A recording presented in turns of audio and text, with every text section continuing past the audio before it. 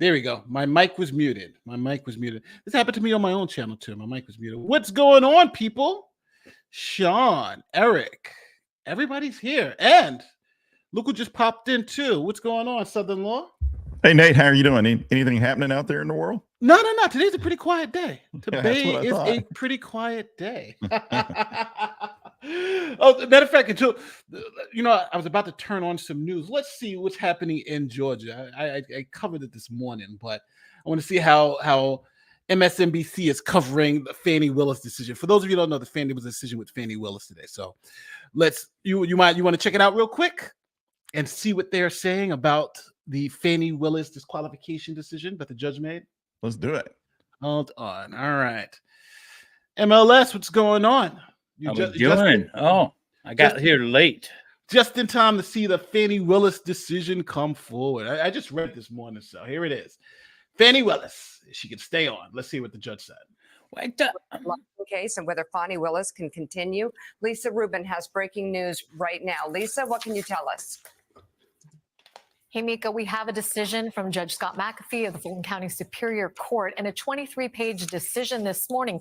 He finds that there is not an actual conflict of interest that was proven by the defendants here, but he also finds that there's significant appearance of impropriety that infects the entire current structure of the prosecution team. And therefore, he gives Fani Willis a choice. She can either choose to remove herself and her entire office from the prosecution of this case, or she can determine that Nathan Wade, the special assistant district attorney who has been helming the leadership of this case, can himself be removed from the case, which would allow her and the remainder of the Fulton County District Attorney's Office to go forward. Now, that is so I'm going to pass it to you guys, but I'm going to say one thing. The judge's ruling was that, hey, there's enough to disqualify, but I'm going to give it to Fani Willis to make the choice. Fire your boyfriend, and you can keep the case, or you can disqualify yourself and move on. So let me throw it to Steve, Southern Law. Steve, what do you think? So I had taken a position on this that you had to have an actual conflict of interest to be disqualified. That then created an appearance of impropriety that was incurable. You're out. But the judge here read it a little more broadly, I think, to try and split this baby a hair and said, hey, look, there's no actual conflict. He said that in his decision. Yeah. So then he goes, but there is an appearance of impropriety and you can cure that. So you can take the boyfriend off or you can leave. Somebody has to go. To me, that's not even particular to Trump and his co-defendants. It's kind of like you just should never have your boyfriend working for you, getting paid for by the county or whatever. So, I mean, it's a loss to the defense because he came up with a standard that wasn't an automatic disqualification like an actual conflict of interest, the way I read the law should be, to this appearance of impropriety, saying, well, that lets me give you choices to get rid of it, cure it, and then you can stay on the case. Yeah. I think that was interesting. Yeah. It's a nice way to. It's a Solomon ruling, obviously, right? I don't have to make the decision. You make the decision. MLS, what do you think? Well, I think it was a cop-out by the court. I think he was saving face. When I was reading through it, I was thinking, okay, he didn't find any actual, any actual conflict, but there's still this, this appearance. And therefore, I'm going to say that she's going to have to, recuse herself, remove herself from this case.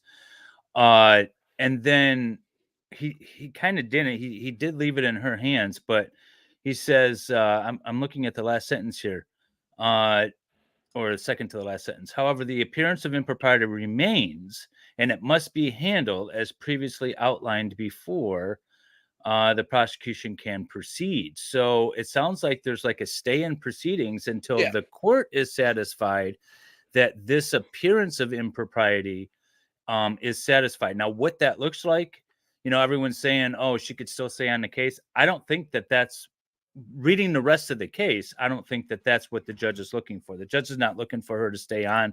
The judge is not looking for her boyfriend to stay on. The judge is looking for a whole new prosecutorial team. And until the judge sees that, it sounds like the case has stayed, which is not a win for the defense, but it's not a loss either. I don't know. It's kind of weird. Ian, what are your thoughts? Well, I'm just super excited. I woke up this morning and saw this decision. And I was so happy to come and talk to you guys all about it. As predicted, the actual conflict of interest standard was the most relevant. We talked about this week after week. But I thought this was very, very creative of Judge McAfee. See, what I think he's doing is he's actually setting this case up for Trump to be acquitted. I'm just saying. And the reason why is because what do you do if you have a prosecutor who's the most hated in the country, or at least a lot of people hate her in the country?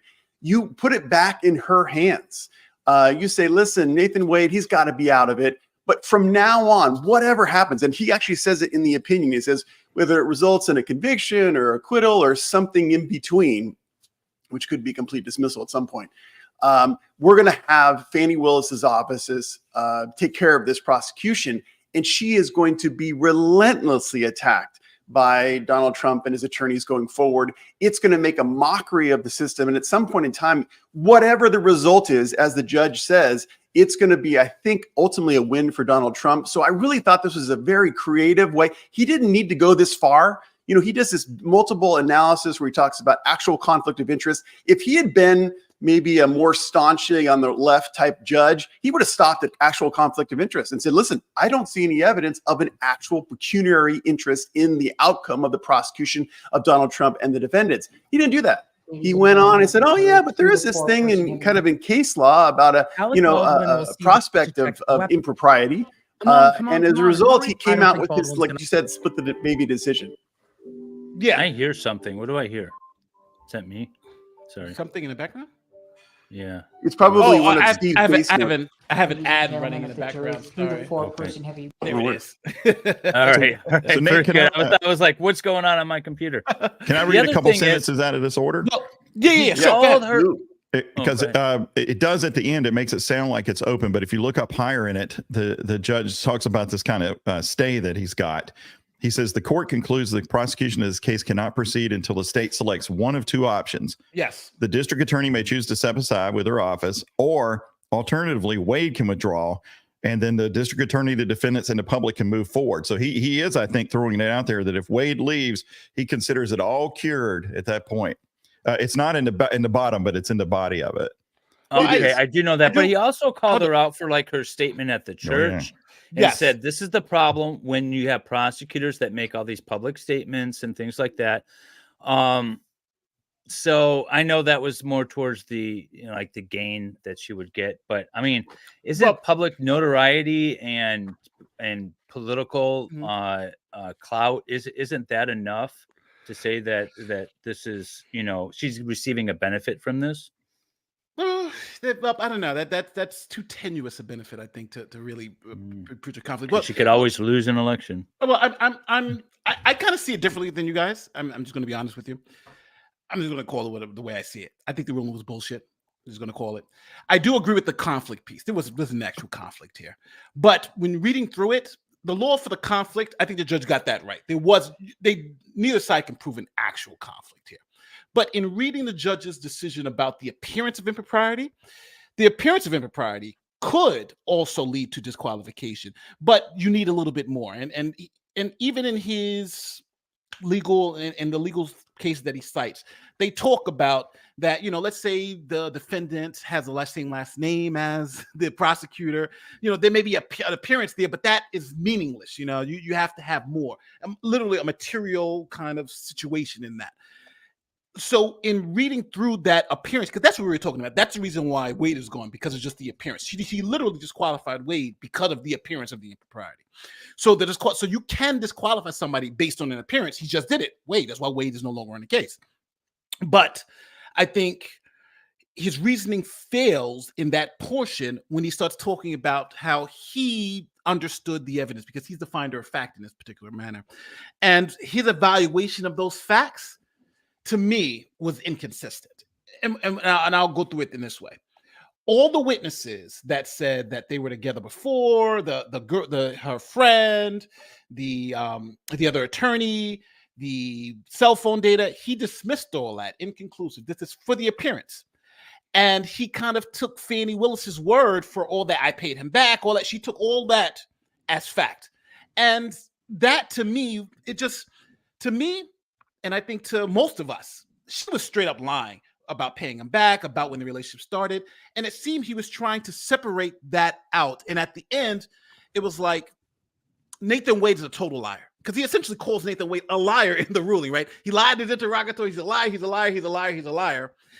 But Fani Willis is telling the truth, even though they were talking about essentially the same thing. So in one instance, he's like, her boyfriend's a liar, so we could kick him out because he lied.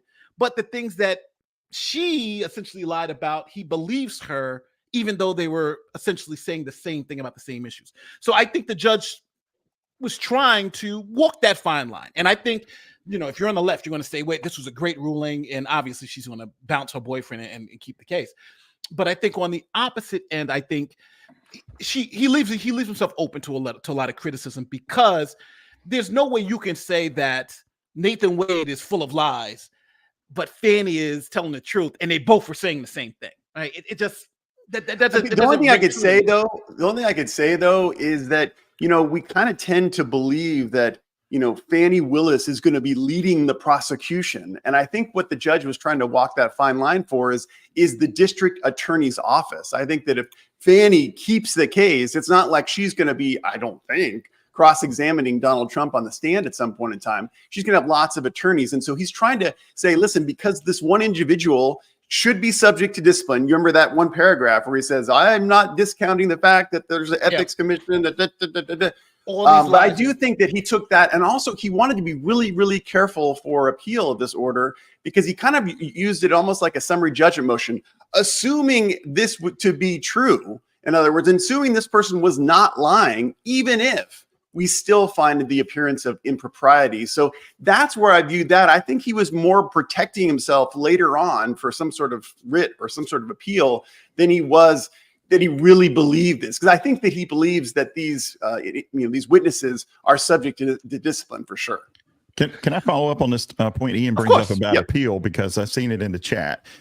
If you looked at his order earlier this week when he dismissed 6 indictments, he said because of this case and how important it is and all that, if the state wanted to, he would sign a certification that it could be eligible for immediate appeal, interlocutory appeal. So if you have an order like this that doesn't dispose of the case, normally that's not appealable. And he said in that order that he went ahead and wrote it in there, I will sign a certification to send this up to the higher court if the higher court wants to take it.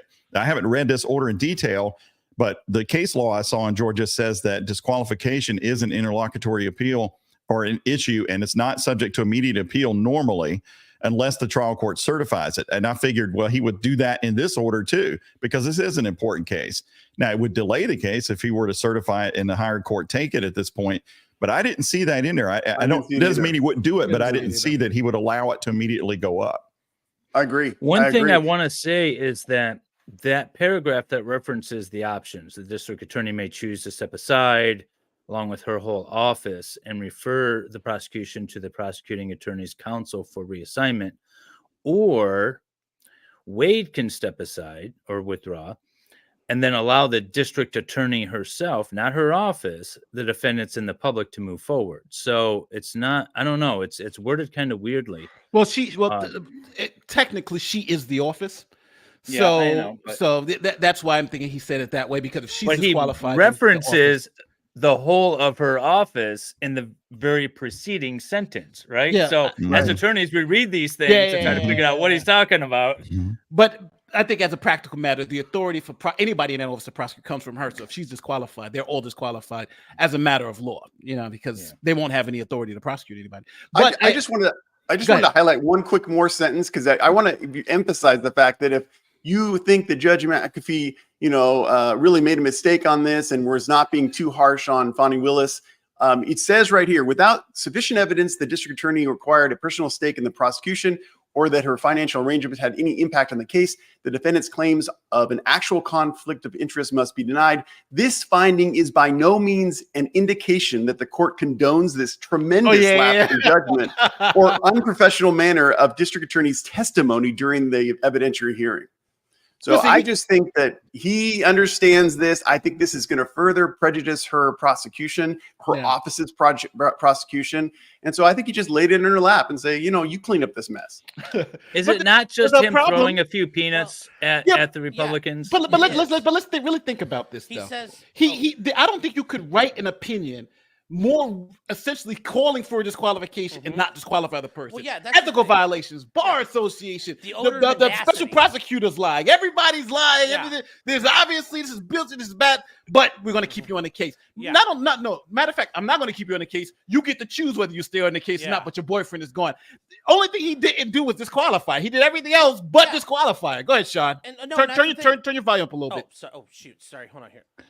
Is that better? Yeah. Good. Okay. Perfect. Yeah, he talks about the odor mendacity and if the bar does its thing. Oh, I'm just saying, No, he had the chance. The stage of history called his name.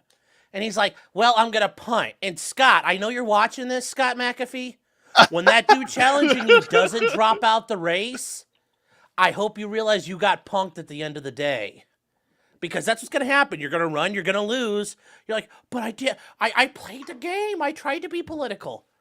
Honey, you should have gone for the kill shot. That's what you had to do. But Sean, just one thing to say. Don't you think that he did this purposely? Now she can be the punching bag for the next year and a half. I mean, he's left. But then he loses. He's up for election in the fall, and then if he's gone, like, what does it matter? Like, that's the thing. I don't know about that part, but I will say that he said, listen, I'm not, I don't want to condone her activity. Her activity was wrong.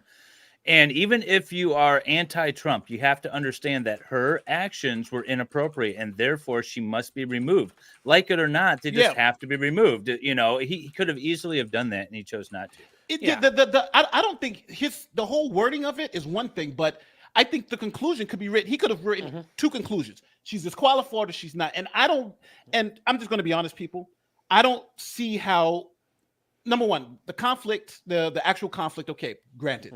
But he has disqualified a district attorney in this particular case, Nathan Wade, because of the appearance of impropriety. So that is the standard where you can disqualify someone. And he did it with Nathan Wade. And particularly because he said Nathan Wade lied. But he didn't go as far enough as to say Fani Willis lied, which I think is obvious that a lot. Now, again, because he's got to keep his job. He's got to try to figure it out. And I think that's what Sean. We didn't get your opinion, feelings on this whole thing. So. Like I think he, I think he thought he could play both sides, and it's like the one side's coming for your scalp, man, and they're not stopping. You didn't give them what they wanted. They're coming for your scalp, like. And he's gonna sit there while they're sawing it off. He's like, but I tried to help. It's like, no, you don't get it. If you ride the fence, everyone's throwing eggs at you. He doesn't understand what it means to be a good company man, and he failed here. But I do have to give Ian. I got to give Ian credit though. Ian called it straight from the beginning. He said, she's not going to be disqualified. It ain't happening. No matter what you guys think. I've seen it. So Ian was right from the first words. Well, he not only did that, but he was also calling out, watch out for this appearance of impropriety, that there's this murkiness in the law. So he spotted that train coming down the track too. Yeah. So Ian, you called it from the beginning. Yeah. Although I will say, having watched the Young Thug trial this past week, I mean, that's Fannie's A team. So I can't imagine what Brigade of Rhodes Scholars she's going to put together to try the Trump case, where it's not going to turn into an even bigger mess. Well, she's got to fire one guy. She's firing the one guy. And she gets rid of Wade, but who's gonna join her as a special prosecutor now? Well, hey, so you give me $600,000 and sex I can handle. But it comes with the caveat of having to see her naked. Yeah, I mean, I'm willing to do a lot for $250K a year, but $650,000 a year. You got $650 grand. Okay, maybe, but she's gonna have to find some dingbat at this point to go with her, because I don't think a lot of people are gonna want to be affiliated with this. Yes. So it's gonna be interesting. Well, Fani Willis's that debacle has just happened, so and that's going on for the rest of the day. So we can talk about that forever. But now I'm gonna turn it over to MLS, because the Crumbly We got another conviction, right? Two parents We got have it. gone down as school shooters. What's going on with that case? Give people a little background of what's going on and tell them what happened. So real quick, in November of 2021, Ethan Crumbley shot and killed 4 students at the Oxford High School. He was charged. He pled as an adult, and he was sentenced to essentially life. Life. But his parents were also charged. His parents were charged with 4 counts each of involuntary manslaughter. The theory of the case is that the parents knew that Ethan posed a danger. First, they knew that he posed a danger because of some mental health issue, and they failed to act in a way that would prevent him from carrying this out. And then there's another theory where they essentially they were grossly negligent by allowing him to have access to his firearm. So there was 2 theories of the prosecution. The mother was convicted in February. The father had a different case. His case just wrapped up yesterday. I thought the father was less culpable. If I was to, I don't agree with the prosecution, period, because you have intentional, wrongful act of a third party as kind of an intervener here. But if you're going to go along with this, you have to show, one, that they knew that there was a problem, which I still am not convinced that the parents knew or could have predicted this, because even the trained individuals at the school said, we saw nothing wrong. But the other thing is that James, the father, seemed to be the one who actually cared more, at least from the text messages and stuff, more for the son than the mother was. In fact, when Ethan's friend went missing, there was a thing where his friend was sent away for a bit. It was James, the father, who reached out to Ethan's friend's father and said, "Hey, Ethan's concerned. What's going on? Can you tell us what's happening?" There's also messages in Ethan's journal where he talked about his plans on doing this, but also said his dad hid the gun from him and wouldn't give him access to the gun, wouldn't tell him where it was, and things like that. Mm-hmm. So I was really actually hoping for an acquittal for James, more so than mother, because he took, it sounds like, at least from Ethan's statements, which is a whole evidentiary issue in and of itself, that the dad actually took steps and actually, reached out to parents of other friends to help his son, to hide the firearm from him and to do things like that. And for him to get convicted, it's like, okay, so then where's the line? And that's the fundamental problem I have at the end of the day with this case is we're going to say they didn't do enough. Tell me what's enough, and I will introduce you to someone else that says that it's not enough. Because we have to remember, we have a kid who did the shooting, right? Because that's the only way that they get charged. So the shooting happened. And whatever they did, I guarantee I will find you someone else that says that's not enough. So we're now in a situation where the state can say after the fact, yeah, you did some stuff, but it wasn't enough. And now you're going away. Ideally, you want to know ahead of time what this obligation is on you, right? Yeah. And if you can't identify it, there's a problem. So I don't like the charges to begin with. They're championing it in the paper as all 3 of the culprits, have been convicted and stuff like that. And it's absolutely ridiculous. So I do want to ask for the Crumbley case. So you believe that the mother had more liability than the father in this case? Yeah, culpability. Sorry. Well, I believe, I don't think either of them should have been charged, but if we're putting them on a scale, I would say the mother was more culpable in that she was having an affair. So presumably that was taking time. She seemed a little cold to the child, at least in the videos that we saw and the testimony that we heard. When she testified herself, the most damning thing is that she said she wouldn't have done anything differently, which, so there's reasons why I'm like, okay, if we're going to look at the 2, the mother is more culpable than the father.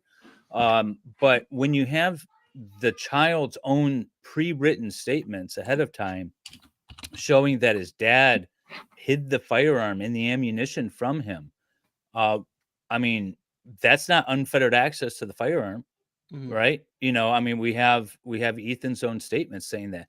Now, there's a lot of issues with that because I don't think they should have come in the first place. His text messages to his friend, of which there were 20,000, and you expect a parent to see all 20,000 of them, saying that he he feels depressed and he wants help, and his dad said no or whatever. Not being able to cross-examine Ethan, but yet admitting his statements is a problem. So I don't think any of that should have come in. But to the extent that they did come in, the journal entries themselves, again, show that father actually took steps to prevent his son from having access to this.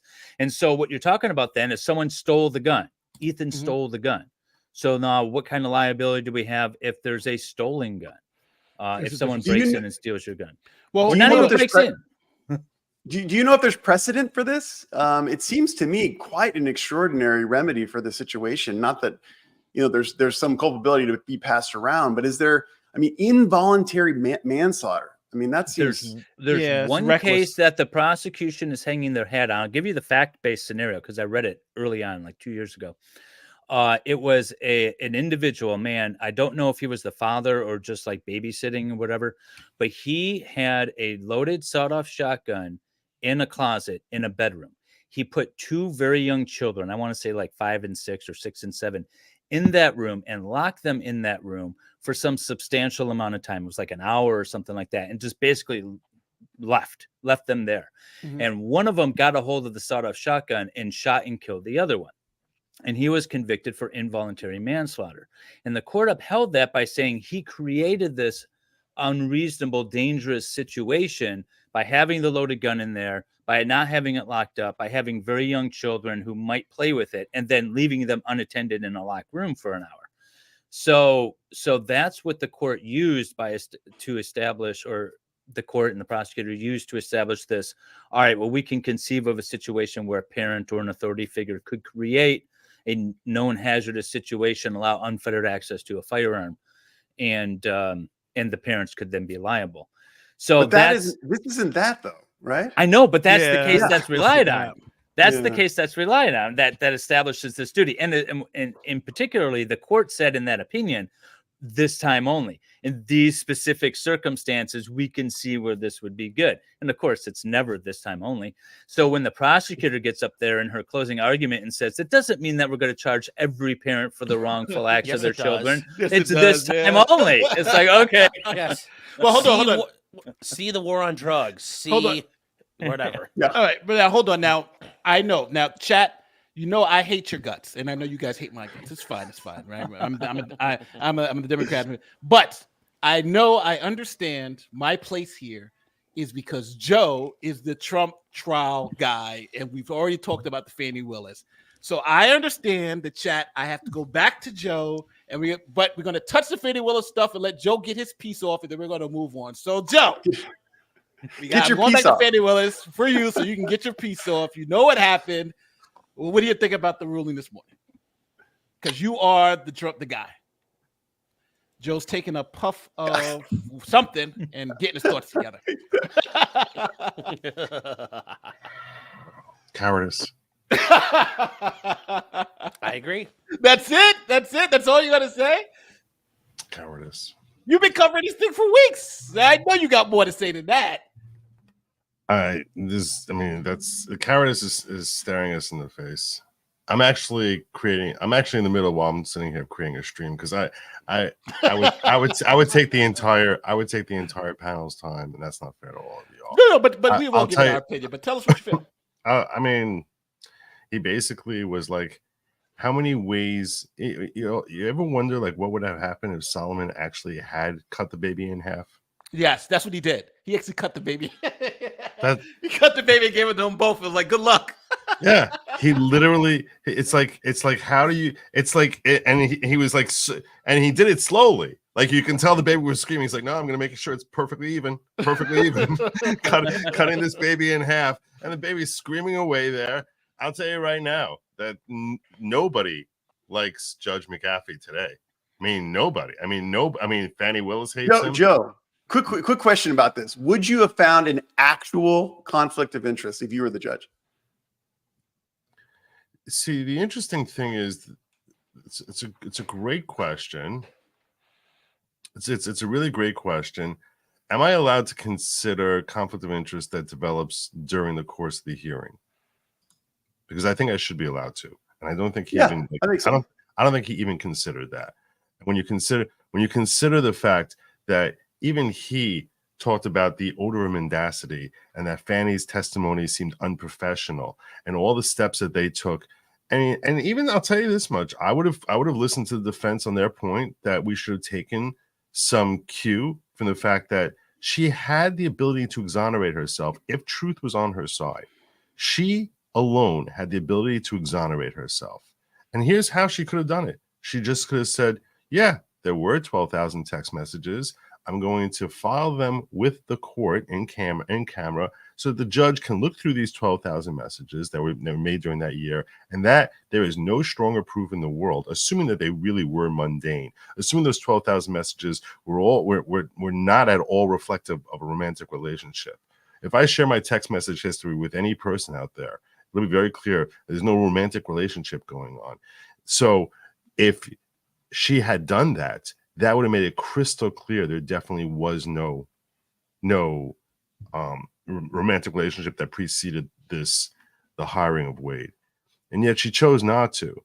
And if I was sitting as a judge, I'd be like, boom, right there. How do you not grab it in the lifeline that's staring you in the face that every associate in your office probably suggested you to do, and yet you still didn't? That's what tells the entire public that there 100% was a relationship between them that predates this, and that she got on the stand and perjured herself. I mean, that was outright perjury, not what he calls an odor of mendacity. Well, he straight up said Wade lied, right?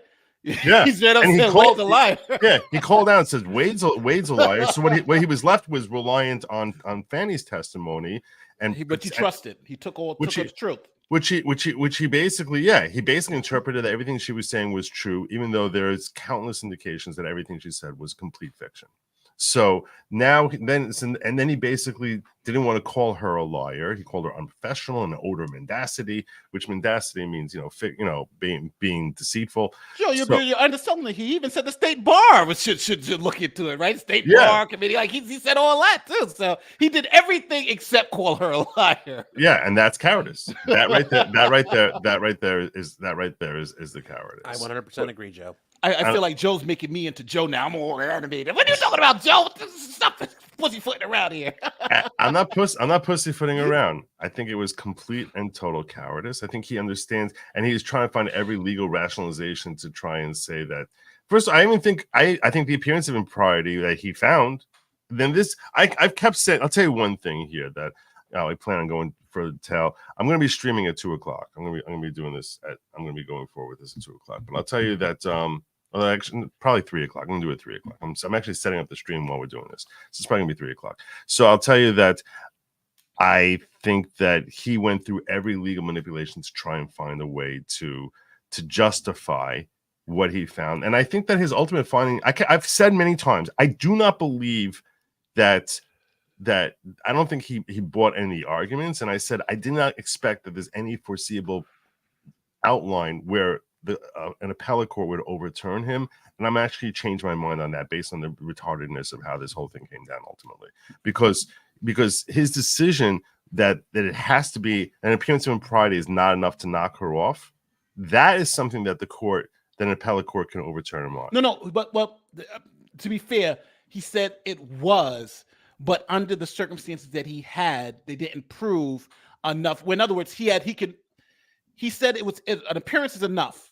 But you have to first see if it can be remedied in a different way. And also, Joe, I want to read this portion of the opinion real quick, just for your review. Please. Nor would the finding of an appearance of impropriety on part of the district attorney herself, in contrast to an actual conflict, necessarily result in disqualification of the entire Fulton County District Attorney's office. When the appearance of a conflict exists, only the affected prosecutor, be they elected or appointed, is affected. He was hamstrung by case law. Yeah. That being the case, though, he could have bounced her. Though he still could have bounced. He could have bounced both of them as individuals and left the attorney's office on. That's what he could have done, but he didn't do that. I mean, when I read the same thing, and that line stuck out to me as well, Ian. And I'll tell you that to me was his way of saying, even if I bounce her out, this is what was a little backwards, because it seemed to imply even if I bounce her out, her office can stay here. But then by the time it comes to the end of his decision, he's like, well, so now you can choose to either have Wade in there or have Fani and her whole office be thrown out, and this will be thrown over to the prosecuting counsel. And it's like, but you said earlier that for an impropriety, you wouldn't have to kick out. You would only have to remove the Fani herself. So to me, that's where the judge conflicted himself in his legal rationale. But Joe, I think, quick, what isn't this an ingenious plan by Judge McAfee?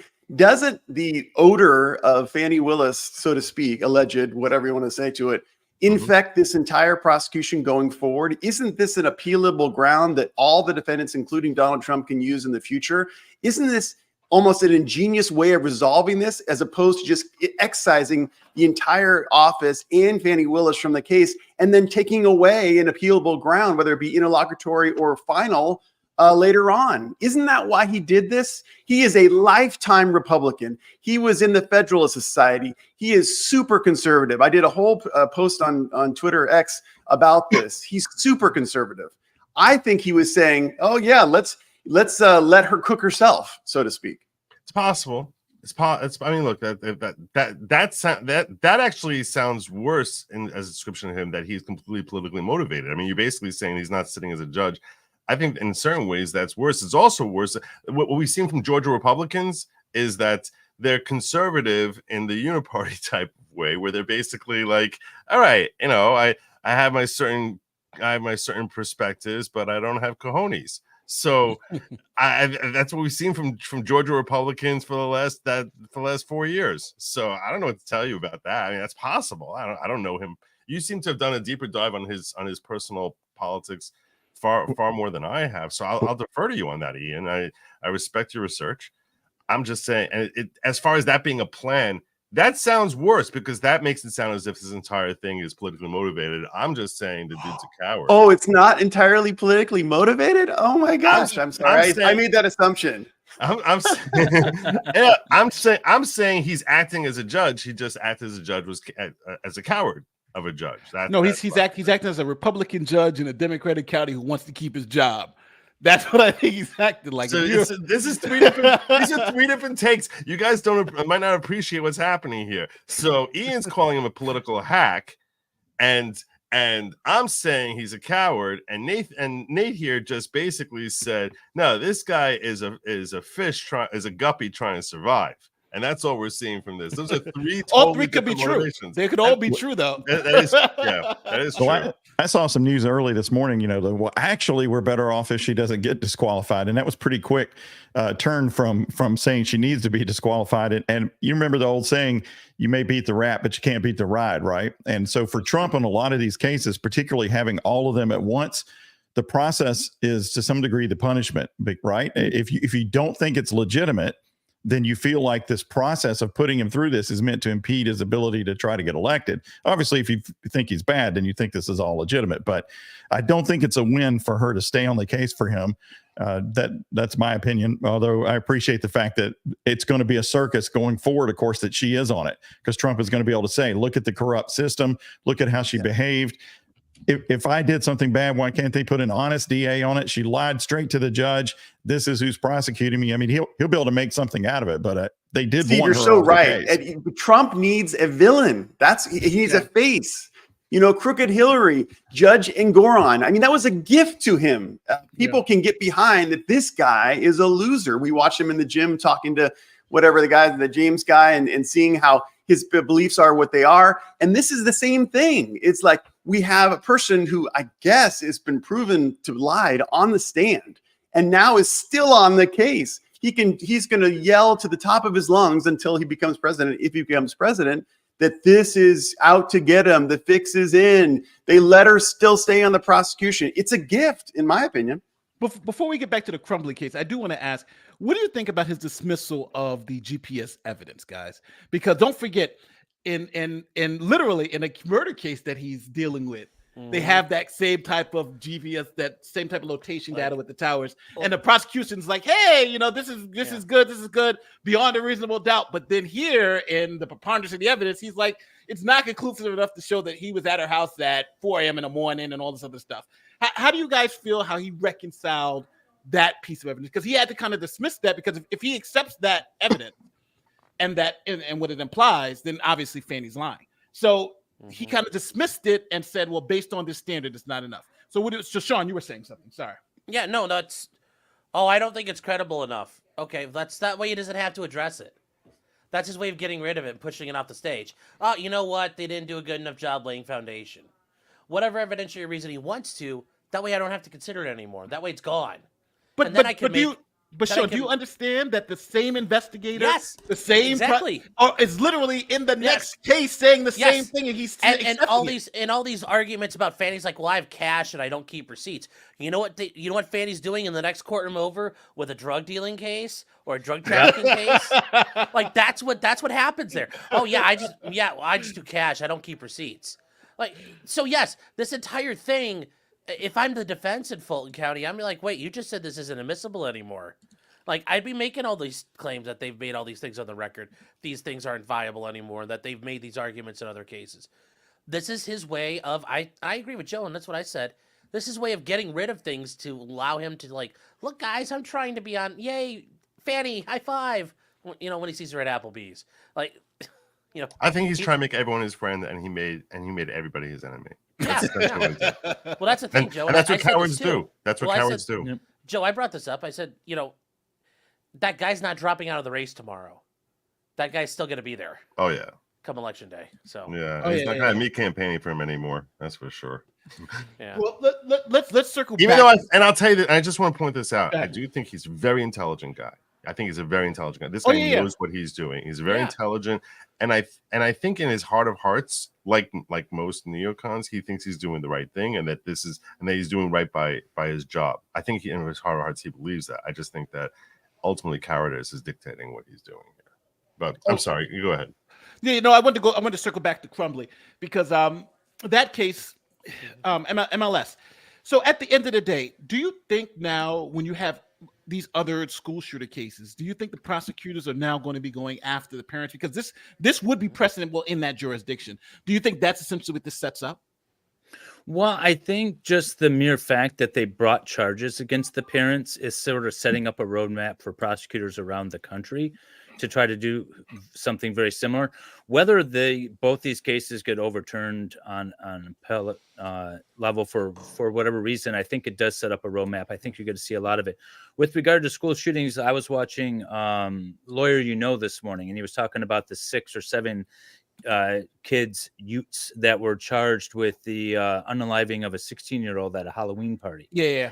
And everyone in the chat is like, well, the parents going to be charged. Are the parents going to be charged? This one 17-year-old is known to be a bully, and Yep. You're going to start seeing it that way, where if someone has, say, a history of bullying, whatever it could be, and then they unalive somebody, are the parents going to be charged? Did they do enough?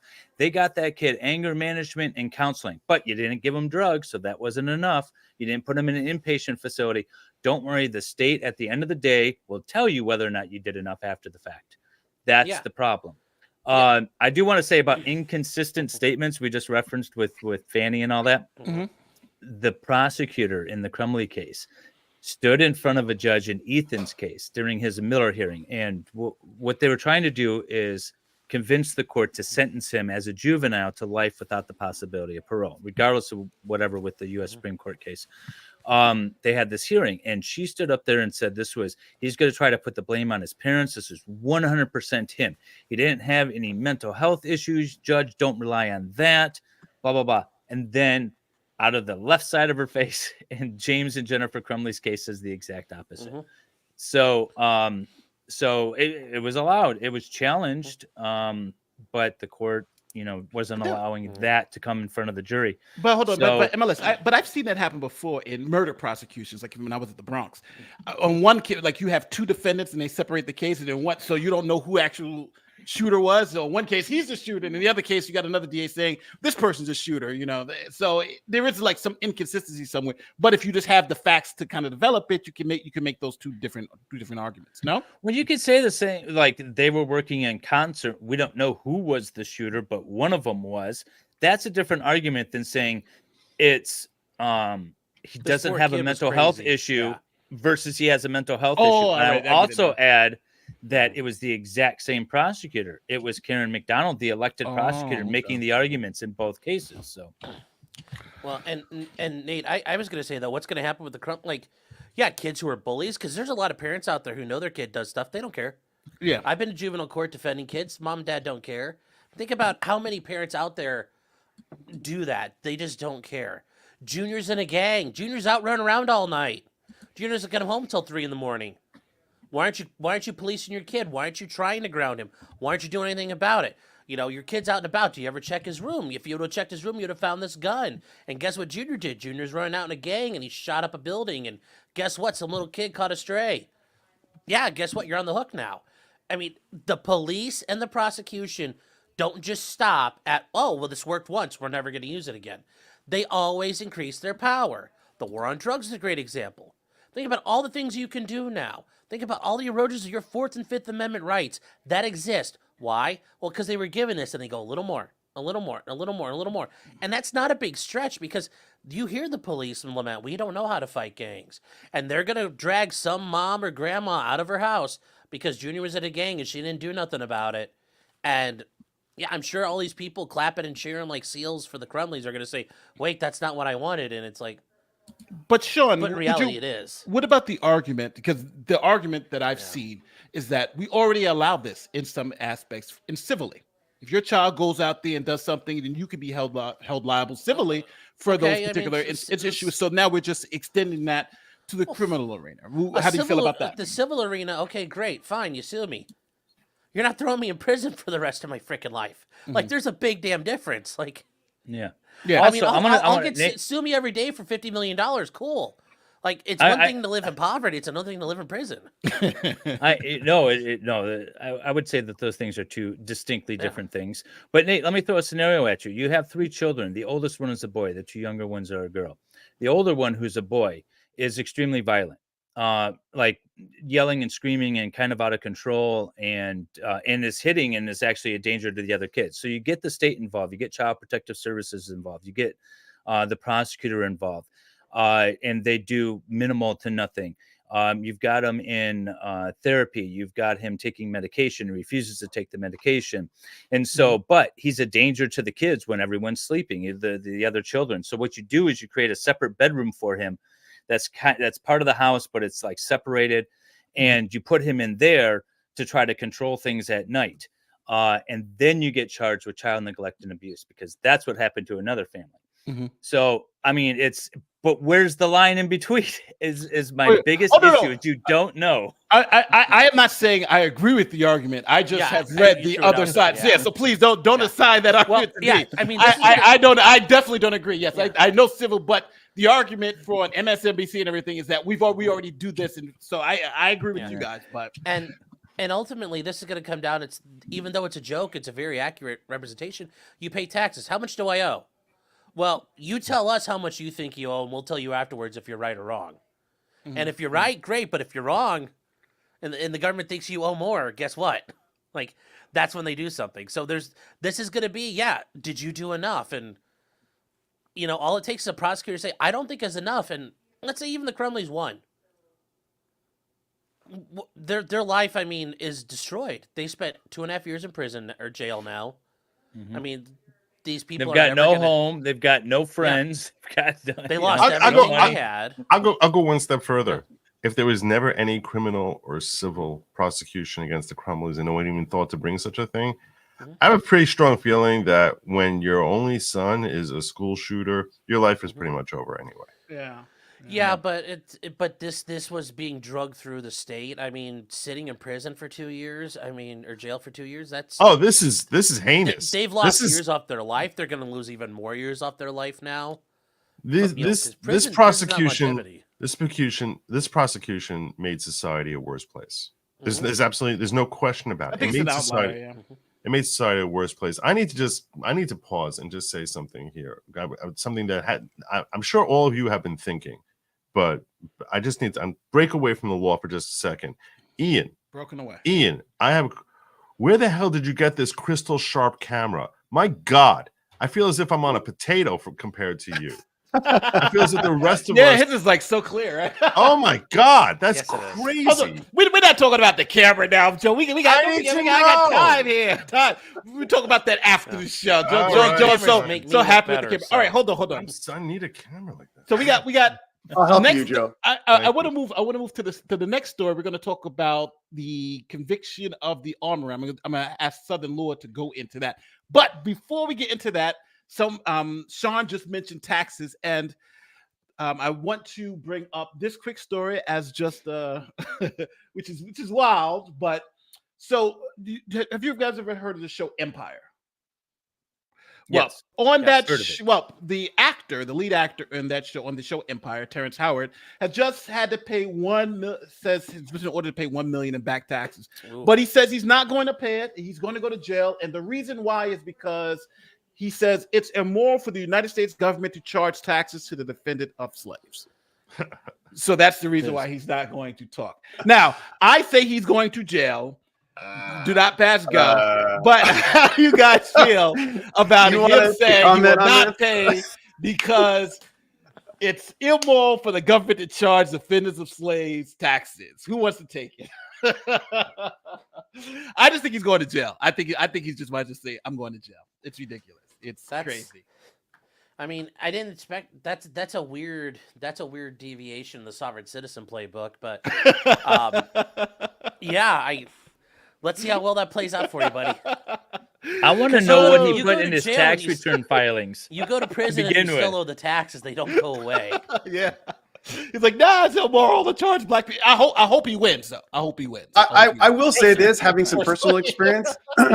During the COVID time, the IRS was out of business. And it's interesting. A lot of people right now are getting these notices in the mail saying you owe 2019, 2020 taxes. So I don't know exactly what happened here because I haven't seen that story, but it's becoming increasingly common that you're just getting these notices out of nowhere. You owe $5,000 in taxes, and it's really hard for you to dispute it. So I get the sentiment because it's the IRS is absolutely crazy as far as how it goes, and there's no way to really defend yourself. You can have a good CPA, you can work with a good tax attorney, but the bottom line is if they say you owe it, I mean, basically you owe it.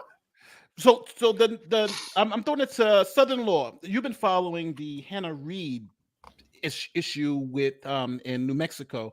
So she was convicted, and Alec Baldwin has just filed a motion to dismiss. I don't know if anybody has read this motion to dismiss. So he filed a motion to dismiss the case based on her conviction. But Southern Law, can you just give us a quick update on the Alec Baldwin scenario? Yeah, so I don't know as much about it as Eric, but I've got the basic parameters of it, which is, of course, she was accused of criminal negligence, right, for this, for the death, and under the theory that she had the responsibility to check the gun, she didn't do that, and she was in the chain of events there, and it resulted, of course, in a fatality. So it's hard to argue she didn't have responsibility like that. She was the person with that job description. I mean, there are other people there, in my opinion, who completely failed. There's still some mysterious things about how some of the things got on and off the set and stuff like that, but she was in the path of this, and she didn't do the job right.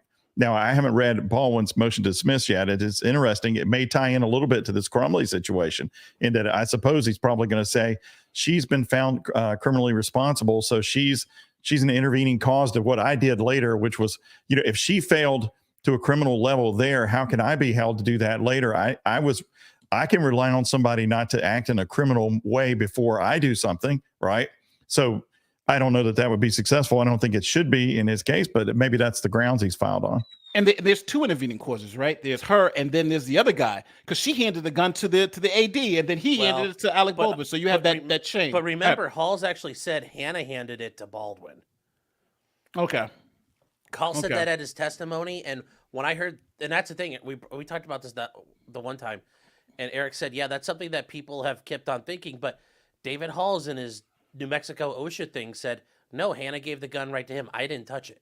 Well, assuming this is Baldwin's angle, this is different from the Crumley case in this way, which is the son in the Crumley case did an intentional criminal act, right? And you should be able to normally assume someone else is not going to behave that way. For Hannah to be negligent is not the same thing as in terms of an intervening cause as an intentional act. If she were putting the rounds in there intentionally, he might have a stronger case, although he's probably got a responsibility to check too. That's what the jury is going to decide, have to decide, I think. But they took her reckless because she wasn't negligent. They said she was reckless. So I think that does move it up. And this is one of the problems when you have unintentional acts rising to the criminal level, because if this was a civil thing, you'd be talking about comparative negligence, comparative fault, what percentage responsible and things like that, which is all a civil thing that you would do because it wasn't intentional, right?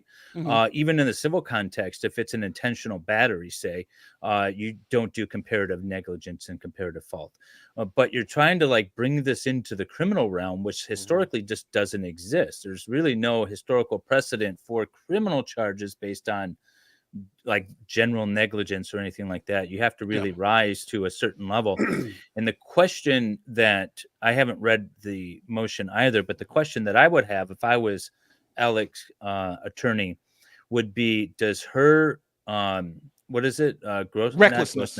Recklessness. Is her recklessness, is that essentially an intervening cause into my perhaps negligence? Not his not is recklessness too, because they're charging him with recklessness too. Pointing the gun. So I mean, at the end of the day, I like the rule that if you're going to handle the gun at any stage, you follow the whatever the 5 safety rules are. You always check it. Assume it's that. Loaded. Yeah, never point. Yeah, exactly. Yeah. Well, I don't know if that's a legal duty from a criminal standpoint. I do want to ask the panel before we move too deep into this. Do you guys think Hannah I say Hannah's conviction helps Baldwin because it allows Baldwin to go into court and say, hey, somebody's, the person who's really responsible. And Dave Hall's conviction too.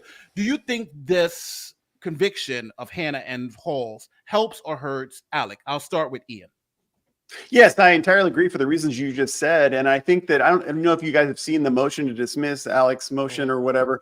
But one of the key points on that kind of points to this direction. It says Alec claims the DA failed to present all evidence from the testing, which he alleges showed the revolver did in fact fire without the trigger being pulled. Remember, we heard the opposite. The FBI testing proved without a doubt that the gun could only fire if the trigger was pulled. I thought this was interesting. It plays into this situation where it's unintentional. It's the fault of other people. The prop was defective in some way. And I was wondering, do you have any comments on that specifically, or have you heard that? I do. Okay. That means that FBI guy committed perjury then. Yeah, it does. Which FBI just committing perjury, like, okay, that's not exactly new. Yeah, that's I read some of it too, and I just thought it was interesting because New Mexico is one of a handful of states where I think this is really cool. If you're the defendant, you get to do what's called an alert letter. And you get to go and you get to notify the judge presiding over the grand jury. So the judge gets it and the prosecutor gets it. You say, wait, judge, listen, there's a bunch of crap we can introduce. You don't argue a whole lot of law in it, but you lay out what these people were going to say or what this evidence would show.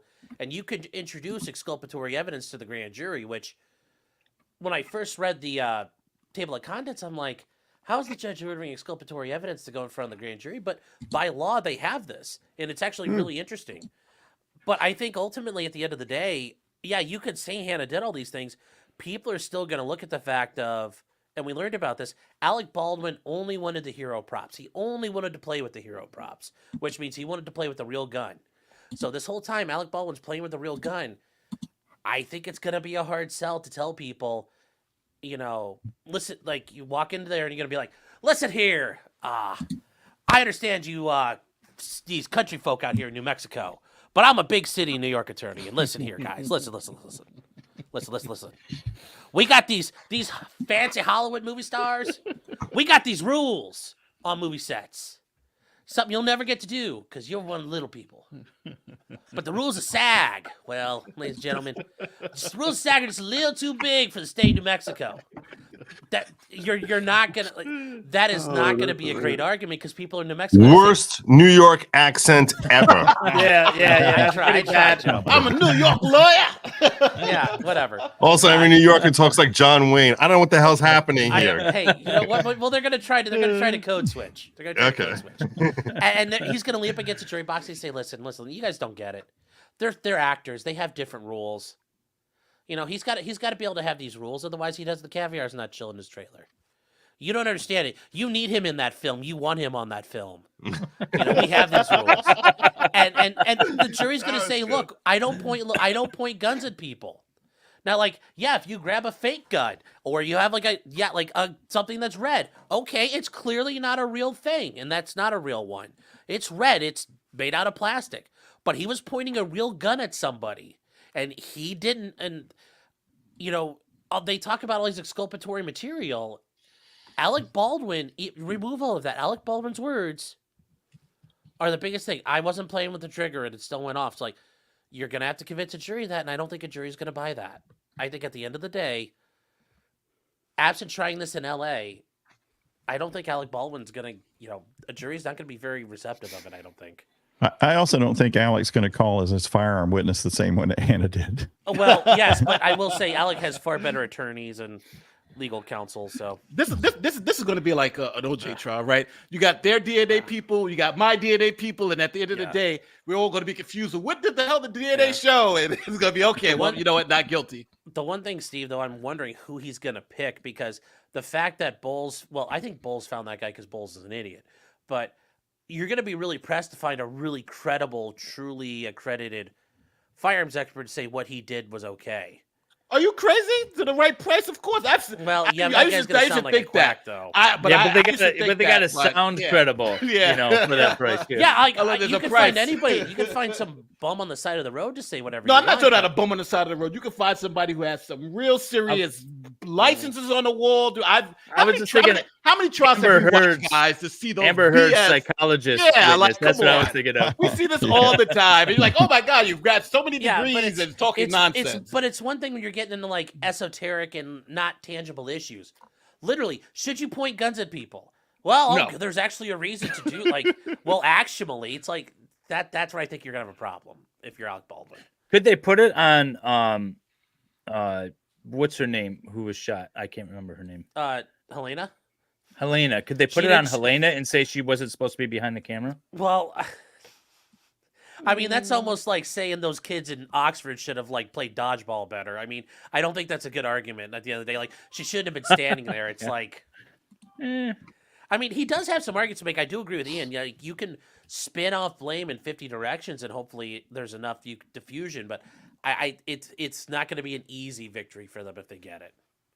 I mean, I just know myself, if I'm sitting on that jury thinking, you know what, even if I was a cinematographer and the shot was supposed to be straight into the camera, I'm just not standing behind the camera, so I don't know how that would work. Yeah, it's weird, but at the end of the day, I don't think Alec's going to be convicted, because I think I think his defense is just it's as good as it's going to get, right? I was a hired actor. Someone was paid to make sure there wasn't supposed to be any live rounds on the set, right? This wasn't even supposed to be on the gun. It was supposed to not. This was a set that was no live rounds. We don't know how even live rounds got to the place. So, and this person bought the live rounds. She's already pleaded guilty. She's already been convicted. The other guy's pleaded guilty. What could I have done? So, unless I think you can overcome that hurdle, I think the normal person in that jury box is going to say, could that be me? Could I be Alex? When somebody hands me something like this, I'm thinking it's all checked, and then something goes wrong, and now I'm going to do 5 years in prison. I think that's something that just a normal everyday person is going to be hard for them to overcome. But again, I've been wrong before. Kim Potter, for instance. But I do think I think Alec has a great defense. But we'll see. And he has money, and I think money matters. So, Kurt, what's going on, brother? Hey, how's it going, everyone? How you doing? Yo, so I hear you have a different take. I hate going down. I'm going to regret Fani Willis again. But I hear you have a different take on the Fani Willis disqualification. Make everybody mad in the chat and tell us how you feel. Well, I noted one part of the opinion that didn't quite flow from its own premises, because there was a paragraph in the opinion where they were talking about the appearance of conflict, where the judge is writing for a full paragraph about how if there's only an appearance of conflict, it might require the recusal of the district attorney, but doesn't necessarily require the recusal of the entire office. And they cite some case law, which incidentally then on stream, I went and actually read those cases to, follow the chain through to see what they were actually saying. But it's like, okay, this is the premise. If it's only an appearance of conflict, then it doesn't necessarily require recusing the whole office. Then you go 3 pages later, and he's getting to the end. It's like the remedy with respect to appearance of conflict. And Judge is like, okay, either Fani Willis recuses along with her entire office, or they kick Wade off the case. And I'm like, wait a second, that doesn't make sense. It doesn't flow from your own premise. You said only 3 pages ago, I remember reading it, that it didn't require recusing the whole office. So why are you saying you have to recuse the whole office? It doesn't make sense. And I was mad. And then I argued with my chat about it for 2 hours, along as we went through the case law to see exactly what it said. You and I are simpatico, my brother. Yeah. That's precisely the thought that I had as well. Very well said. I agree with you. He's inconsistent. Yeah. And the only other thing I would have noted is I would have been a little bit sharper in my criticisms of Fani. The judge tried to hide it. He was trying to be a little bit cute in hiding. It's like, I don't necessarily have to go through every detail of everything I find interesting, but I'll simply take note there are questions as to the honesty and forthrightness of the attorneys of Miss Willis and Mr. Wade. I'm like, oh, really? Questions like you believe they're liars, but you don't actually want to say that part out loud. That's okay. I understand what's being said. I don't know. He called her out and said she's extremely unprofessional, and that's he did. That's he did pretty. say that too. That's pretty big criticism. And called for the bar association to look into it. And I didn't read that as a call for the bar association. He said that would be something for them to do, and he listed off all the different agencies. So I mean, you mentioned that earlier, Nate, and I let it slide, but you said it a second time, and I don't think he actually went as far as to say a bar should look into her. No, I'm not saying that, but putting that in the ruling, I'm assuming that he's speaking to it, but not saying. No, that's the committee, and I'll tell you, putting all that in. That's part of his cowardice. That's part of his cowardice. He's like, this isn't my job. Let the bar association deal with it. That's cowardice. If there's nothing there, if there was nothing there, then why would he even say that, though, right? If he thinks everything's on the up and up, then why even put the bar association in there? And can I read the actual language so we can be clear? Yeah, says, go ahead. Other forums or sources of authority, such as the General Assembly, the Georgia State Ethics Commission, the State Bar of Georgia, the Fulton County Board of Commissioners, or the voters of Fulton County may offer feedback on any unanswered questions that linger. But these issues are not determinative of defendants' motions alleging an actual conflict of interest. Exactly. Yeah. I like the choice of the word feedback. That was an interesting word. Feedback. The feedback of it all. Some notes. So, Kurt, at the end of the day, what do you think? You think it was a good right decision or wrong decision? Well, on the actual conflict, I think the judge is probably correct on the relevant law, because the actual conflict would be in the nature of the prosecution. The prosecution is fundamentally for a corrupt reason, and I don't think that's correct. I think Fani Willis is being motivated because she wants to be by the person that takes down Trump.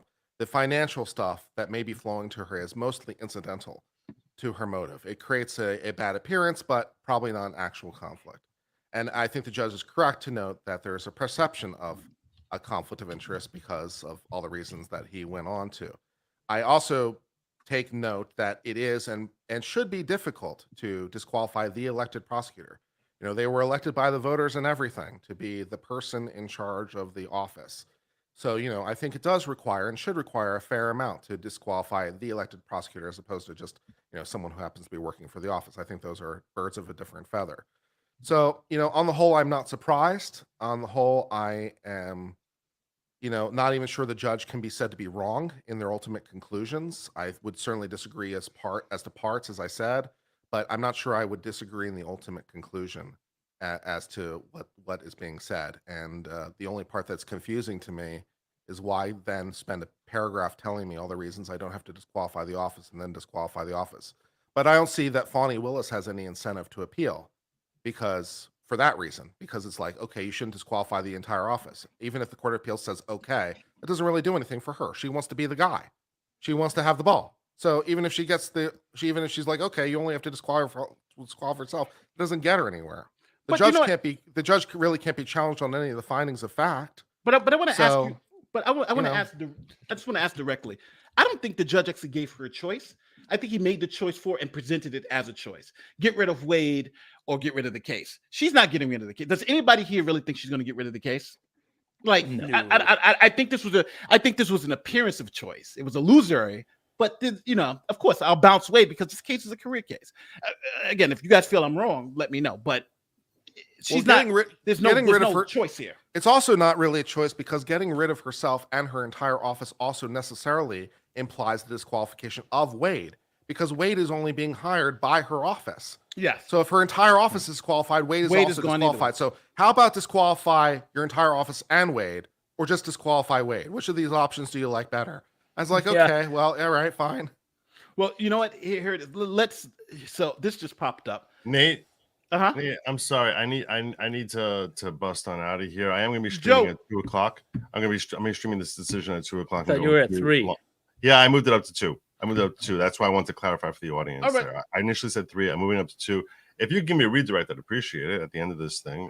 All right, I think Eric has to do it. Eric, if you're listening, can you redirect to Joe because he's doing it at 2, and we should be out of here soon. So, all right, cool. Yeah, so I do need to fly because I got to take care of stuff for the family. Go ahead, don't worry, Joe. We love. Thank you so much. Stopping by, man. Make Bye, sure you Joe. sub up to each of these guys. They are phenomenally brilliant and entertaining attorneys. Sub up to Ian, to Southern Law, to MLS, and potential criminal Kurt, and obviously my brother Nate. Make sure you go through the list down below. Don't be lazy. Don't be like or some cowardice judge in Georgia. Sub up to them. Sub up to them. I thank you all for joining me. I look forward to seeing you guys next week. God bless you all, and I'll see you, the rest of you, at 2 p.m. Till then, take care, my brothers. All right, See take you, care, Joe. So, I think this is interesting. This is CNN. They're gonna break down what's the Fani Willis thing. I want to see what they're saying because obviously it's a little lefty, but let's see if we're on This point. thing if we're wrong. smells. That's the stuff. Yes. Okay. This is what I'm reading in the language. The prosecution of this case cannot proceed until the state selects one of 2 options. So very clear there. He's saying you cannot go forward unless what? One of you has to go. Either the DA and with her the entire office, or Nathan Wade. This will be the easiest decision the DA's office has ever had to make. Obviously, Nathan Wade will go. And the judge in his ruling says essentially this is necessary to preserve public confidence in this case. He says there's enough of an appearance. There's enough of, as he says at one point, an odor of mendacity around this case. Interesting phrase. That something's got to be done to at least clean up the public perception. Smells. Yes, of mendacity, whatever that smells like. But seriously, but this gets what you're talking about. This yes. whole thing was so messy, and that's what Michael Moore was saying. And this could have been nipped in the bud. Right. Again, it's really important to underscore here. The big takeaway, Fani Willis stays on the case. The DA's office keeps the case. The case can carry on. That is far and away the bold headline. They have survived, but not without substantial damage. I mean, there is some really stark language in this ruling. The judge calls out the DA's, quote, tremendous lack in judgment, the odor of mendacity. He says that the speech, the public speech she made in the church was, quote, legally improper. And the judge even says in the ruling, it may be time for a gag order on the DA because she keeps on making improper public statements. He leaves it out there. He doesn't say I'm issuing one, but he raises the possibility of a gag order on the DA. I mean, look, there's gag orders on Donald Trump because we collectively fear that he may be tainting the jury pool. And now the judge floats the same possibility. So the DA's office has survived. The case survives. It will roll on. At what pace, we'll see. But there's some damage done here. So are we in agreement with that legal analysis of CNN? Cases, there's a lot of damage done to the case. And even though they survived, they didn't come out unscathed. Well, I think like everyone is displeasure known. Yeah, no, but I mean, it's not everyone's going to be reading the opinion, right? Yeah. And so the vast majority of people are going to get little blurbs here and there From CNN and from MSNBC. Yeah. That was a fair statement, though, I think. Yeah, that was a fair statement. But how many other reports out there are actually giving fair statements? Because I just saw one that was tweeted out to me before this. Something about Fani gets to stay or something ridiculous like that. And I will say that guy gives some hack takes I've seen before, especially his Twitter. So Ellie or Eli, I don't, is that how you pronounce it? Ellie Honing. He does some, his Twitter is like, it needs a Prop 65 warning from California. If you know what I mean. Donald Trump is already flipping out. Then I'll show you what. Sorry. I pulled up the as super left wing as possible. They're literally cheering this ruling. They're like, yeah, we won. So no, it was like Georgia DA Fani Willis can remain on Trump election fraud case. Things like that. That's what I'm seeing. So it's like, but are you really reading the opinion? No, they're not All reading right, the so- opinion. That's ridiculous. No, nobody's reading their opinion. So I do want to see Fanny get a gag order placed against her. though. I That'd be great. think that makes sense because she overstepped. The next big issue that has come out of the Trump issues was the ruling, because we haven't talked about since the last show. We haven't talked about the ruling by the Supreme Court to allow Trump to stay on the ballots. What are your guys' feelings about that Supreme Court ruling? Do you think it was 9-0, but when you read through it, it was kind of a 5-4 decision, really, but it was 9-0 and the way it should go. What do you guys think about that ruling? Was it an appropriate ruling? Because essentially they said, you can't use Section 3 of the 14th Amendment to disqualify a federal office holder. You can use some other state stuff, but you can't use that particularly because Congress has to pass a law that gives you the authority to do that. So do you guys think that was the right decision? And how do you think this is going to affect things going forward? I'll throw it to Ian, since you were shaking your head. Oh, well, I do as the unanimous Supreme Court held, because I don't really put a lot of stock in those dissent. I think those are just done for political reasons. They're like, oh my God, we voted this way, but we really don't think it. I mean, it's crazy. I absolutely agree. I mean, obviously the main issue and everyone talks about it, and even the people who are in the dissent said it would result in vast, diverse rulings. It would allow states control over the federal government. We're not just talking about the president, but federal office holders. So I think it had to be that way. I don't really see any. I mean, I saw lots of stuff on Twitter, just using racist language and all these different accusations against the Supreme Court justices. I don't buy into that. I think it had to go this way. I'm frankly thankful, because much to do about nothing. I mean, can you imagine all the different prosecutions that would go forward? There was ones in California, Illinois, even Florida, to disqualify federal office holders, and they would hold these trials to prove that someone's an insurrectionist. A lot of these cases were brought by pro pers, so the attorneys weren't even involved. So my opinion is, thank goodness for the Supreme Court jumping in, giving us a unanimous opinion, and just allowing us to move forward and hopefully have the will of the people represented. So it seems like everybody thinks this was the right decision for this particular case. I think, well, I'm gonna take a little bit of a contrarian opinian. And Okay. Ian, I put out a little short critiquing yours a few weeks back. I saw it. Well, I think because the way Colorado brought the case, it was the right decision, because I think they shot themselves in the foot by relying on the 14th Amendment. So with regard to all of that stuff, I agree that the court made the correct opinion. With the idea that that people have the right to vote for president, Trump has the right to run, and things like that, it's all kind of nonsense. But with the and particularly what I'm talking about is Article 2, Section 3 of the Constitution, which says that the elections for president are left up to the states. So, but I think the Supreme Court made the only decision that was appropriate, or that they could make, because of the way Colorado brought the case under the 14th Amendment. Well, because I think we're all in agreement on this, but I want to shift to this other case. So I'm trying to put this in a way where it doesn't get this demonetized.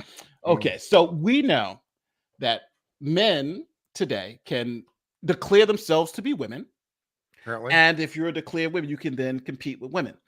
But Title IX says you have to have men's sports and women's sports. So there is a new lawsuit that has been filed at the NCAA. And this lawsuit is the snake is eating itself. is by women under Title IX, saying that by allowing men or trans women to compete against women in college sports violates Title IX, because it says that you have to have women's sports. And Not the men's first time a sports. lawsuit like this has been filed. A couple of people have also filed under the same idea. So Yes, I think it was in Maine, but they're all going through the thing. So what do you guys think about this case? Essentially, they're saying that the rule is now eating the exceptions eating the rule, where you had men, essentially biological men, competing with women, and the idea was to allow for both biological men and biological women to have opportunities that exist in sports. So does anybody, well, number one, I'll ask, let me start with Southern law. How do you think the court should rule with this particular issue? Should they rule that trans women should be allowed to compete with biological women in college sports? I guess what I would say about that is you have women's sports, you have women's this, women's that, women the other. If you can't define what a woman is, then what's the point of having all those things? And so they at some point they've got to put down the law of what is a woman, and is it just anybody who claims it? Can they Roe versus Wade this and say, well, if you've gone this far into your transition, we'll count you as a woman, but not unless you've done that? It's getting pretty serious at this point. That at some point you have to define that, at least for the purposes of these things. And I think just letting anybody who wants to say they're a woman, you get the results sometimes that you see with those ridiculous dudes just dominating in women's sports, right? Outrunning them, outlifting them, outswimming them, sometimes out wrestling them. And that's not to say that there aren't a lot of badass women, right? A lot of women who could do any of those things better than I can. But it's quite obvious that if you move up to an elite level for these type of sports, the men are going to win. And you can be a mediocre at that level kind of a man, switch over to the women's sports and set all kinds of records and gather all your trophies and things like that. And you can look at it and it's like a South Park episode come to life. It has to be fixed at some point because society's gone off the rails, I think. But I wonder how quickly and well the law can address that. If Kurt's read some of these other cases and knows about them, he may have a more informed opinion than I've got on it. I've read quite a few of these cases dealing with Title IX issues as it relates to discrimination on the basis of sex in colleges and inequitable appreciation thereof. Men sue for, inappropriate investigations against them or failing to investigate their claims of sexual assault or sexual things, and women bringing issues against Title IX and men bringing issues of Title IX as it relates to sports. So yeah, you definitely see this where sometimes it is the wrong side bringing the case, and they certainly win.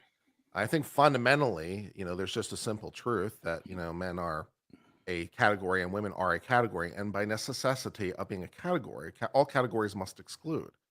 And they must exclude, or else it means everything, and then it doesn't mean anything. The word is pointless. So if you're going to have a men's category and women's category, it must by definition exclude. And so it seems to me that having men in the women's category is defying the very thing you're trying to do from like basic logic principles. But that's me.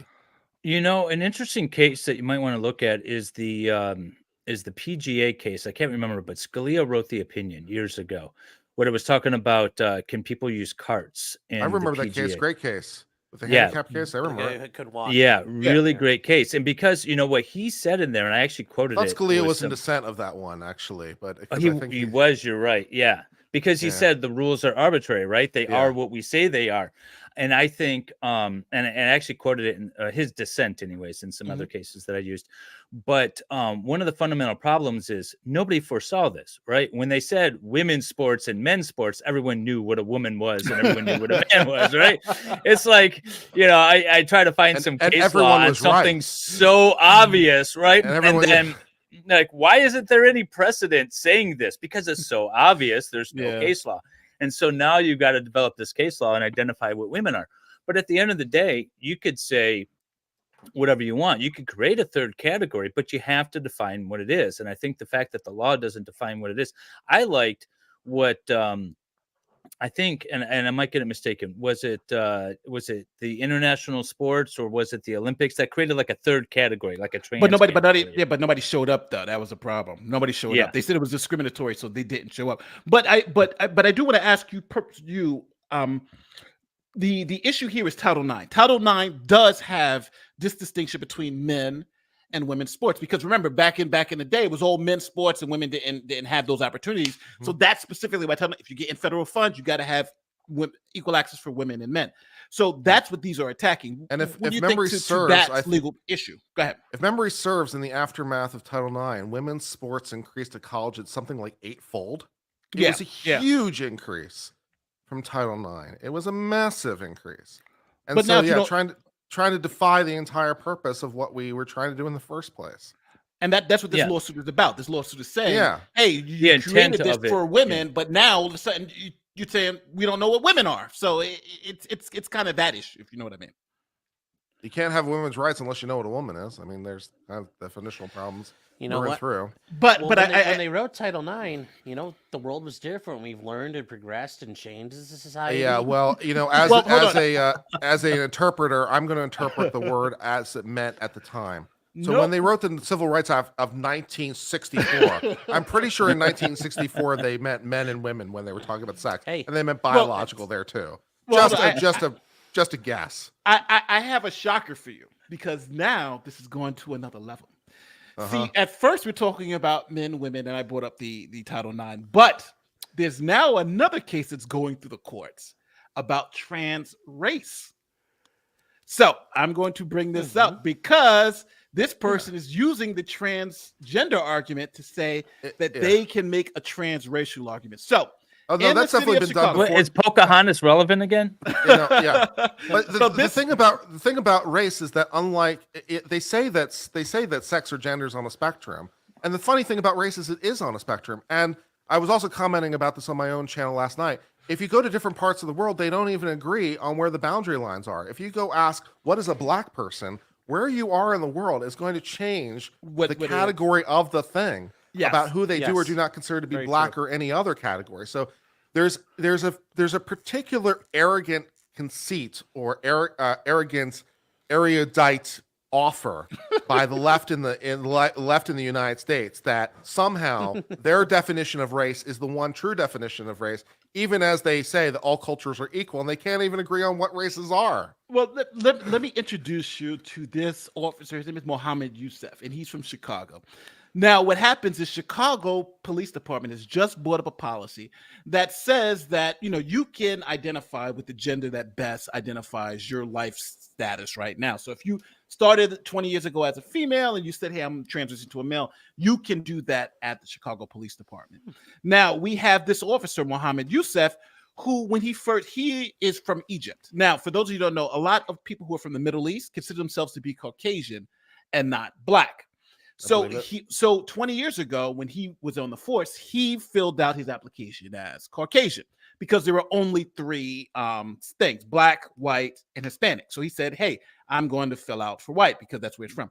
So what happens is now it's going to get it's a little complicated, but at the end of the day, Chicago 2 years ago, they had an exam for promotion to sergeant, and they had 75 positions.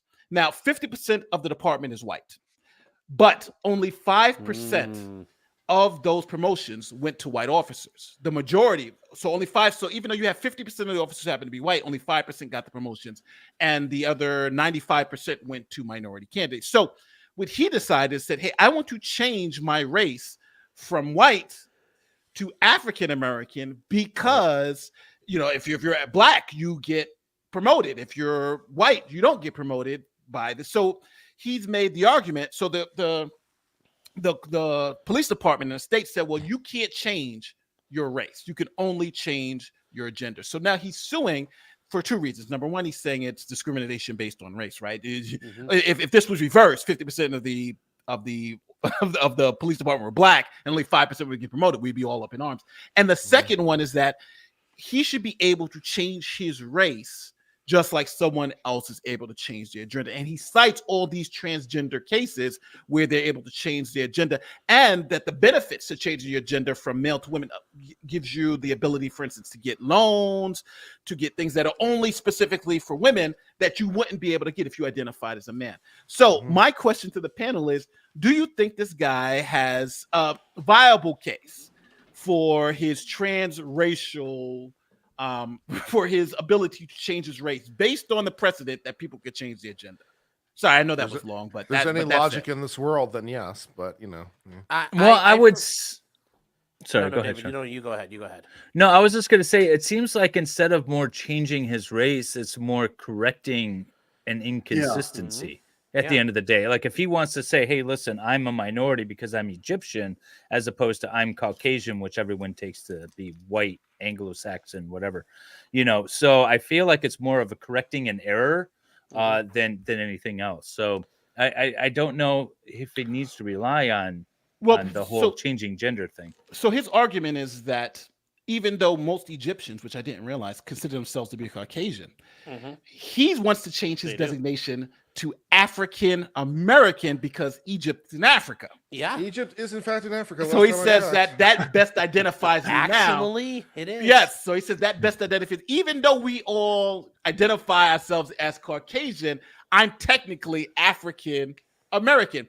So the state Yes. said, okay, if you want to change your race, the number one thing you have to do is give us a DNA test showing that you are in fact the race that you want to We're change not to. doing. We don't do one drop. Well, for the Indians, No, we don't do one drop. One Well, drop the of blood. Indians do. Yeah. The Indians do. If you want to get But on now the rolls. the problem with that is that everyone is descended from Africa, so we all are Yeah. essentially African American. Yeah, so I- they When I said did it, that's not good enough. I'll just say apparently not me, because when I did a DNA test, 100% Northern European. 100%. I believe that. I believe that. 100%. and you know, Nate, I support this guy and his brave and stunning stance. I mean, really, he's playing by the rules that are set out there. And you know what? These are the rules that they wanted so badly. It's like, all right, here are the rules, and he's just playing by them. And honestly, yes, in this type of situation, he is getting screwed because he filled that out initially when he came on board, and he is getting screwed by the system a little bit. But you know what? Even if he was a guy named Steve who was born in Racine, Wisconsin, and wanted to change his racial identity, why not? It shouldn't matter. Well, I think the analogy is better if there was an actual effort to change his physicality to mirror whatever the new designation was. But he is African American though. He is from Yeah. Africa. If he starts dressing in more Egyptian garb, is he culturally appropriating himself? How does that work? Yeah, does he have blackface? Well, there have been some people out there who have actually attempted to change their physicality to mirror a different race. So I think that the trans case law is not appropriate in this case because he's just literally changing a designation based upon extrinsic factors. So it's not. But why should it's not compelling? Why should he have to change his extrinsic factors? Because a black person is anyone who identifies with blackness, whatever that is. No, I mean, I hear what you're saying. That's the current sentiment. Presupposes there's such a thing as blackness, and therefore such a thing as acting black. And wait a second, now all of a sudden I sound pretty racist again. This isn't fun. I don't like this game. I have 1% Middle Eastern in me. I'm going to start checking that box. But you know, If an Egyptian can't tell if they're white or black, they're just in denial. Sorry. Well, here is the again. Don't hate me, but here is what they're saying, or people are allegedly taking advantage of the situation. So here is one congressman who wants to have a benefit. I saw this. Of This is being good. I'm in for it. What Let's does he go. want? He wants to. Well, you'll see exactly what happens. Let me just play the clip. Okay. Now moving on, teammate, as a Delaware County councilman is coming out as transgender and a woman of color. Delaware County Councilman Ryan Webb announced that he now identifies as an God Indian. bless you, Ryan. Since that announcement, he's received some support, but a lot of backlash. Many calling him childish, despicable, even calling for things like execution. In a statement Webb gave to iTeammate, he says, quote, "It is unfortunate that I cannot simply be given the same space and respect to explore my identity that so many of those targeting me demand for themselves. It's possible I may change my mind down the road. The process of identity exploration is complex, and oftentimes at the end of our personal journey, we end right back where we started." So now, obviously, this God is going bless to be America. obviously this is going to be the issue, right? Because you have people who are generally feel that they're in the wrong body, but then you have people who want to take advantage of the system. So how can the law kind of do both? How can the law understand that there are some people who are legitimately in a situation and want to take care of that, but then also stop people from exploiting this particular situation? I think perhaps you're asking two different questions, because you said how can the law but how has the law done? Yes. So it's like if we're interpreting acts in the past, I would interpret them using the language at the time, because that's what you do. What did they mean by sex when they wrote it in that's an 1964? originalist thinking. I am an originalist. Come at me. No, you are a textualist. We've gone through this before. It's also a textualist understanding. Come at me. Either way, It's either way. But yeah, it's like, how do we do it in the future? I don't know. But because I just don't think it makes any sense. You have to figure out, you necessarily have to figure out who belongs in the category. So you have to figure out definitions of the category. And you have to figure out who doesn't belong in the category. So you must, no matter what you do, you have to necessarily exclude. It's going to lead to profiling and stereotyping because, let's say, well, we have to verify that you are in fact a African-American woman. Well, let's see what an African-American woman would look like, dress like, live like. Let's go examine your home. Oh, nope, you don't meet those stereotypes. How many Key Sweat albums do you own? One. Yeah, you don't qualify. What's it? Yeah, I don't qualify. How you gonna do it? Arguments. Yeah. So you're trans? Prove it. It's like that's how we're gonna. But that's the problem is we went through all this saying, well, you can't prove this. It's wrong for you to make people go about this. Well, when you make the rules fast and loose, you're encouraging people to take advantage of them. And I honestly, if the rules are rules, it's you could say morally and ethically, okay, should you be taking advantage of these? But at the end of the day, if we're saying it, if we're setting up a rules framework, well, people are playing within the rules you presented. Yeah, I it's agree, just the irony of it creates the stereotypes Yes. that everyone is trying to get away from. Yes. I think don't get me wrong, I do feel for someone who feels that they are been born into the wrong body or the wrong gender, for whatever reason. But it's one of those things where I don't think the law can really address it in a meaningful way because there's just too much room for exploitation. But I do agree, it's how do you know someone really feels this way? And I think I think the Supreme Court kind of put its foot in its mouth when it comes to, let's say, religion, right? It's kind of like your sincerely held beliefs. But you could take that and apply it to this transgender debate and say, is this person has a sincerely held belief that they are a woman or a sincerely held belief that they're, if that's the status for something like religion, then could you really apply this to something like this? I don't know. But I think now going forward, the law, we've gotten to a point where a lot of the things that we thought we knew, it seems like we don't know at all. So with that said, it is about 12:30. So we've been at this for an hour and a half, and it is time for our exit. So let me go around and find out what people are doing and what stories they're going to be covering coming up this week. So let's start with Steve from Southern Law. What are you covering this week? What's going on? I think we already did it, which is we reached a consensus on this Fani Willis ruling that I think it should satisfy everybody's curiosity about it, right? I think we've explained it fully.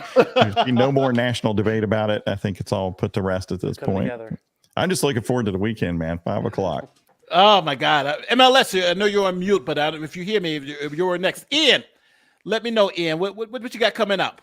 Ian, and I got to say this, Ian, before you start talking, your shorts are fantastic. I don't know who the hell you have doing your shorts, but your shorts are really good, bro.